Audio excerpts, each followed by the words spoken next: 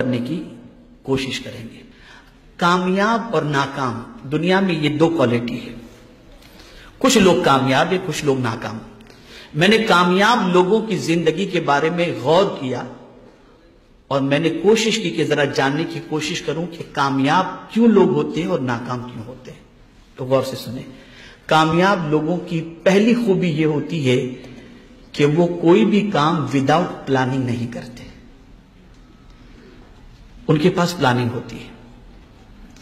وہ ایک دن کی پلاننگ نہیں کرتے، 10 سال کی پلاننگ کرتے ہیں۔ اور مسلمان سے پوچھو کل کا پلان، ارے یار کل صبح ہوگی پھر دیکھیں گے،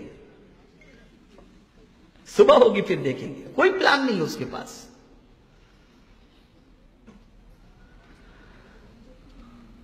آپ نے کبھی کسی ڈاکٹر کو دیکھا ہوگا جو بڑا ڈاکٹر ہو، اسپیشل ہو، کسی فیلڈ کا ماہر ہو، تو آپ کو اگر اس کے پاس جانا ہے تو وہ آپ کو 3:10 کا ٹائم، 5 بجے کا ٹائم، 4 بجے کا ٹائم، وہ آپ کو ٹائم دے دیتا ہے۔ اس کے پاس پلاننگ ہوتی ہے، 1 ہفتے کے بعد آپ کو اپوائنٹمنٹ ملے گا، 2 ہفتے کے بعد آپ کو اپوائنٹمنٹ ملے گا۔ لیکن آج مسلمانوں کی پوزیشن دیکھیں تو کوئی پلان ہی نہیں ہے اس کے پاس، نتھنگ، کچھ بھی نہیں، نہ صبح کا پلان، نہ شام کا پلان، نہ کل کا پلان، نہ پرسوں کا پلان، کوئی پلان نہیں۔ اور پھر کہتے ہیں کہ اب دنیا میں ناکام ہے۔ کامیاب انسان وہ ہوتا ہے جس کے پاس پلاننگ ہوتی ہے۔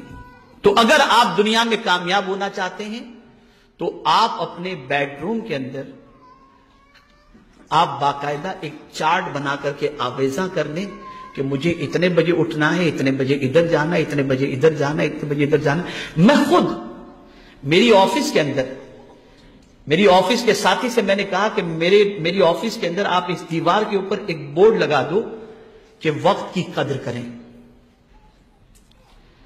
اس لیے کہ ابھی گزشتہ کچھ دنوں سے میں ممبئی میں ہوں تو میں دیکھ رہا ہوں کہ آتے لوگ کچھ بھی کام نہیں ہوتا، بس آئے آپ سے ملنے کے لیے، اور کیا چل رہا ہے، کیسا چل رہا ہے۔ اب میں پڑھ رہا ہوں، کچھ کام کر رہا ہوں، نہ ان کو جانے کے لیے کہہ سکتا ہوں، نہ ان کو بیٹھنے کے لیے کہہ سکتا ہوں، اور میرا ٹائم یوں ہی ختم ہو جاتا ہے۔ جانے کے لیے کہہ دوں تو بد اخلاقی ہوگی، اور بیٹھنے کے لیے کہوں تو میرا وقت ضائع ہوگا۔ اس لیے میں نے ابھی یعنی 2 دن پہلے ہی میں نے کہا کہ آپ بورڈ لگا دیجئے کہ وقت کی قدر کریں۔ یہ تو ہم نہیں کہہ سکتے کہ وقت ضائع نہ کریں، اس لیے کوئی ملنے آئے تو کیسے کہیں گے کہ وقت ضائع کر رہے ہیں آپ، وقت کی قدر کریں۔ ہمارے پاس کوئی پلاننگ نہیں ہے، منصوبہ بناؤ، ایوری ڈے کا پلان آپ کے پاس ہونا چاہیے۔ اور کامیاب انسان وہی ہوتا ہے جس کے پاس پلاننگ ہوتی ہے۔ دوسری چیز، آپ بڑے بڑے خواب دیکھو، اس لیے کہ آپ بڑے خواب دیکھیں گے نا تو اس کو پورا کرنے کے لیے زیادہ محنت بھی کریں گے۔ لیکن آپ کے خواب ہی چھوٹے ہیں کہ کل آٹو رکشہ خرید لیں گے، ہم فیکٹری کا خواب ہی نہیں ہے آپ کے پاس۔ بڑے خواب دیکھو، اور جب بڑے خواب دیکھیں گے تو اس کی تکمیل کے لیے محنت کریں گے آپ۔ ہر کامیاب انسان کے پیچھے آپ دیکھیں بڑا خواب، میں زندگی میں یہ بنوں گا، پھر آدمی اس پر لگ جاتا ہے، محنت کرتا ہے، پھر اس نتیجے پر پہنچتا ہے۔ تیسری چیز، کبھی بھی رسپانسبلٹی سے بھاگے نہیں آپ، رسپانسبلٹی کو قبول کریں،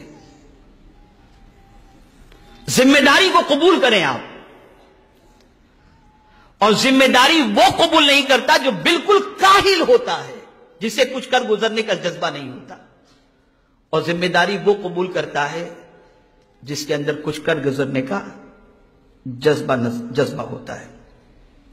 ایک اور چیز، دوسروں سے سیکھتے رہیں، کچھ نہ کچھ سیکھتے رہیں دوسروں سے۔ دنیا میں کوئی بھی واقعہ آپ کے سامنے آئے اس سے کچھ سبق سیکھیں، عبرت حاصل کریں۔ فَاعْتَبِرُوا يَا أُولِي الْأَبْصَارِ، یہ قرآن کا فرمان ہے، عبرت حاصل کرو۔ دنیا میں کوئی بھی چینجز آتی ہو، کوئی بھی واقعہ رونما ہوتا ہو، کہیں سیلاب آیا، کہیں طوفان آیا، کہیں زلزلہ آیا، کہیں کچھ ہوا، کہیں کچھ ہوا، آپ اس سے عبرت حاصل کرو، سبق سیکھو، اور انسانوں سے بھی سبق سیکھو۔ کوئی ترقی پر تھا، اس کو بالکل زوال پذیر ہو گیا، سبق سیکھو اس سے کون سی چیز تھی جو اس کو زوال کی طرف لے گئی؟ کل تک شہر کے اندر عزت کی حیثیت سے گھوم رہا تھا، آج بے عزت کیوں ہوا؟ سبق سیکھو، اسے ریزن تلاش کرو۔ اگر آپ کے اندر یہ خوبی ہے تو آپ اچھی طریقے سے کامیابی کی شاہراہ پر گامزن ہو سکیں گے۔ اور ایک خاص چیز، ناکامی سے کبھی نہ گھبرائیں۔ کبھی ایسا بھی ہوگا کہ کسی چیز کے اندر آپ نے محنت کی اور جو رزلٹ آپ چاہتے تھے وہ رزلٹ آپ کو میسر نہ ہوا، تو اس رزلٹ کے میسر نہ ہونے پر آپ گھبرائیں نہیں، اس لیے کہ 100 بار گرنے کے بعد انشاءاللہ پھر جب آپ اٹھیں گے تو اللہ آپ کو کامیابی عطا فرمائے گا۔ دنیا کا ہر کامیاب انسان پہلے ناکام ہوا ہے پھر کامیاب ہوا ہے، پہلے ناکام ہوا ہے پھر کامیاب ہوا ہے۔ تو ناکامی سے کبھی نہ گھبرائیں، کبھی نہ گھبرائیں۔ خود میرے آقا صلی اللہ علیہ وسلم کی سیرت مبارکہ ہمیں اس کا درس دیتی ہے اور ہمیں اس کا پیغام